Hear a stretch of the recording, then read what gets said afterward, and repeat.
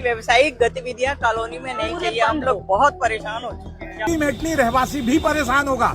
अगर एमओएस टूटते हैं तो एमओएस कमर्शियल वालों के नहीं, रहवासी के भी टूटेंगे। सर, मेरा ये सवाल है कि 10 नंबर के कुछ रहवासी क्यों नगर निगम की कार्रवाई का समर्थन कर रहे हैं? दोस्तों, भोपाल की दुकानों पर ताले क्यों लग रहे हैं और असली गलती दुकानदार की है या रहवासी की, या फिर उस सिस्टम की जिसने शहर को बढ़ते हुए तो देखा लेकिन प्लानिंग को समय के हिसाब से नहीं बदला? जरा सोचिए, आपने 15 से 20 साल पहले एक छोटी सी दुकान से शुरुआत करी थी।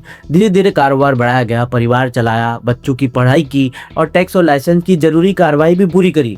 दुकान में पैसा लगाया, इतने सालों में आपने अपना ग्राहक बनाए। लेकिन एक दिन नगर निगम की टीम आपके दरवाजे पर आ पहुंचती है और कहती है दुकान बंद करो, ये जगह रेसिडेंशियल है, कमर्शियल दुकान यहाँ पर बिल्कुल नहीं चलेगी। तभी दुकानदार भी सवाल करता है कि साहब, अगर ये जगह सिर्फ रहने के लिए ही थी तो इतने सालों से यहाँ पर कारोबार क्यों चलता रहा?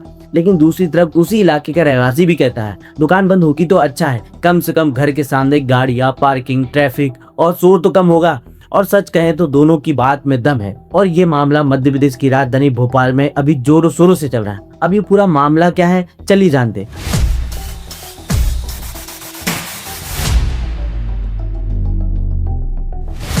भोपाल की कई रेसिडेंशियल इलाकों में पिछले कई सालों में घर और रेसिडेंशियल प्रॉपर्टीज में दुकानें, क्लिनिक, ऑफिस, रेस्टोरेंट और दूसरी कमर्शियल एक्टिविटी बढ़ती गई है।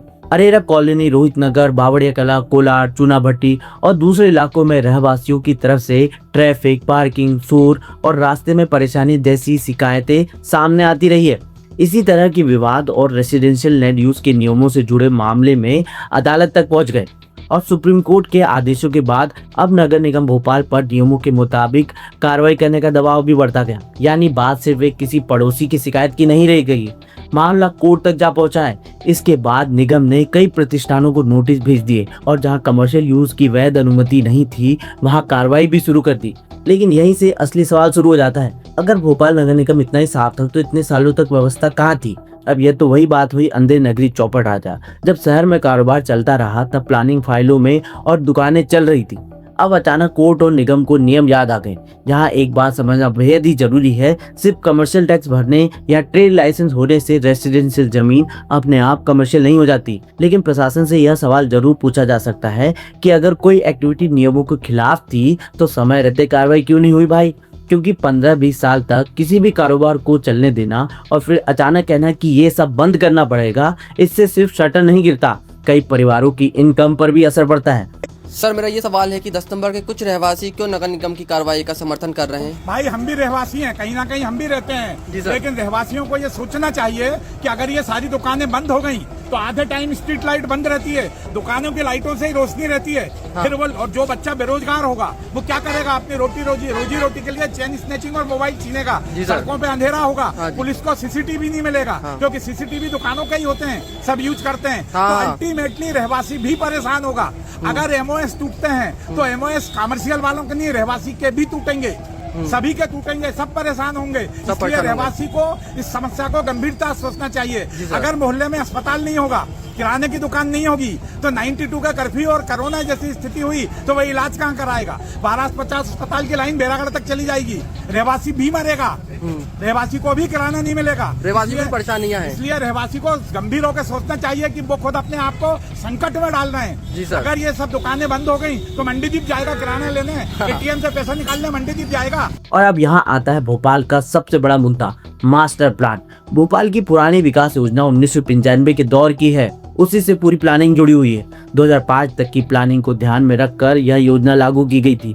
लेकिन 2005 के बाद शहर रुका नहीं, आबादी बढ़ती गई, नई कॉलोनी बनती गई, रोड्स बनी, 4 लेन कॉरिडोर्स आए, गाड़ियां बढ़ी, जमीन के दाम बेतहाशा बढ़े, लोगों की जरूरतें बदली, कारोबार भी बढ़ता गया। लेकिन नया फाइनल मास्टर प्लान लंबे समय तक जमीन पर नहीं आ पाया। मतलब शहर बोल रहा था कि भाई मुझे बदलना है, मुझे आगे बढ़ना है, लेकिन प्लानिंग शायद कहीं रह गई थी। इसी प्लानिंग गैप के चलते आज रहवासी और व्यापारियों के बीच कलेश हो चुका है। यही प्लानिंग गैप आज की समस्या को बड़ा बनाता है। मास्टर प्लान सिर्फ नक्शा नहीं होता, इसमें तय होना चाहिए कि कहाँ रेसिडेंशियल एरिया होगा, कहाँ मार्केट होगा, कहाँ कमर्शियल कॉम्प्लेक्स बनेगा और कहाँ स्कूल हॉस्पिटल होंगे, कहाँ पार्किंग होगी और आने वाले 20 से 30 सालों में शहर किस दिशा में बढ़ेगा। खासकर जहाँ 4 लेन रोड है या अच्छी कनेक्टिविटी पहुँचती है वहाँ जमीन की डिमांड और कमर्शियल एक्टिविटी बढ़ना स्वाभाविक है।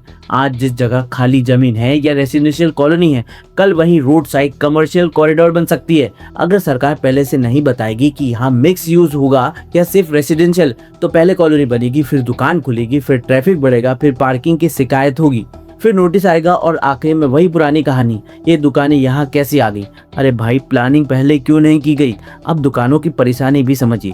किसी दुकान के पीछे सिर्फ एक शटर नहीं होता, उसके पीछे कर्मचारी, सप्लायर, डिलीवर, किराया, लोन, परिवार की कमाई, सब कुछ निर्भर करता है। किसी ने 20 साल में अपना ग्राहक बनाया है, इसलिए उसका सवाल यह है कि अगर कारोबार गलत था तो पहले क्यों नहीं रोका गया। लेकिन रहवासी की परेशानी को भी नजरअंदाज नहीं किया जा सकता।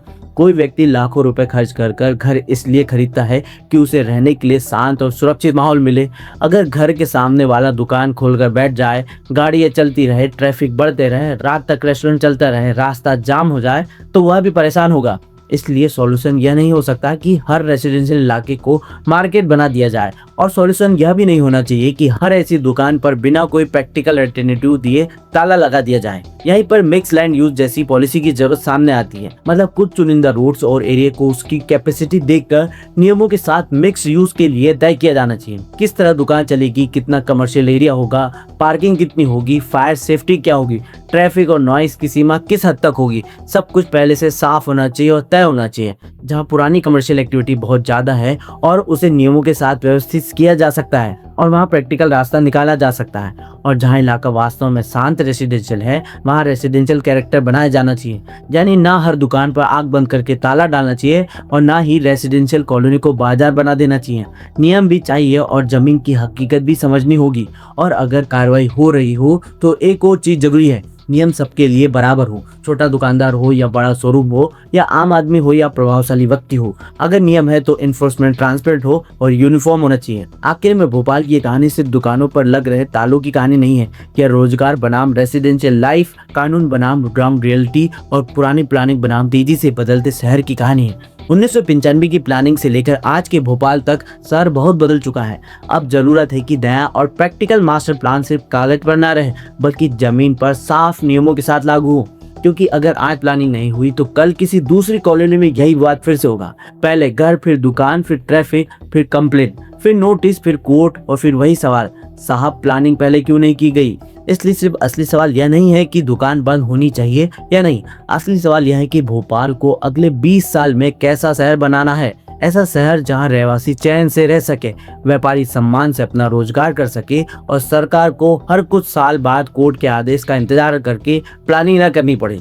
क्योंकि शहर सिर्फ नक्शे पर नहीं बनता, शहर लोगों से बनता है और अच्छी प्लानिंग से ही बनता है, जिसमें विकास भी हो, रोजगार भी बचे और जहाँ रहने की जगह भी शांत और सुरक्षित हो। अगर आपको लगता है कि पुराने कारोबारों के लिए क्लियर रूल्स और प्रैक्टिकल सॉल्यूशन होना चाहिए तो कमेंट में लिखकर बताइए कि आप क्या सोचते हैं कि भोपाल में जो कार्रवाई हुई उसे होना चाहिए और कैसे मैनेज किया जाना चाहिए। और अगर आपको लगता है कि रेसिडेंशियल एरिया है तो नियमों को सख्ती से पालन होना चाहिए, कमेंट सेक्शन में जरूर बताएं। और 3-4 दिन से भोपाल में मानसून लौटा है और लगातार तेज बारिश हो रही है, जिसके चलते भोपाल की सड़कें बदहाल हो चुकी है और कई जगह तो पानी तक घुस गया है, घरों में घुस चुका है, दुकानों में घुस चुका है। तो नगर निगम हाल फिलहाल में कार्रवाई भी कर रहा है, लेकिन उसे इस चीज़ों पर भी ध्यान देना चाहिए कि भोपाल के शहर में जो पानी फंसा है उसे निकाला जाए। क्योंकि भैया नगर निगम टैक्स तो बहुत ही ज़्यादा वसूलता है, यदि आप लेट हो जाते हो तो पेनल्टी लगा के ज़्यादा भी वसूलता है। तो इसीलिए नगर निगम को भी सोचना चाहिए कि रहवासी को सुरक्षित रोड भी मिले और रोडों पर जो अवैध पार्किंग होती है, अवैध मार्केट लगता है, उसे भी हटाया जाना चाहिए। और जो हाईवे रहते हैं उनकी सर्विस रोडों पर भी जो कब्जे होते हैं दुकानों के द्वारा रोड पार्किंग की, तो उसे भी हटाना चाहिए। आपकी क्या राय है कमेंट सेक्शन में जरूर बताएं। मैं हूं हेमंत सोलंकी, मिलते हैं नेक्स्ट वीडियो में, तब तक के लिए जय हिंद।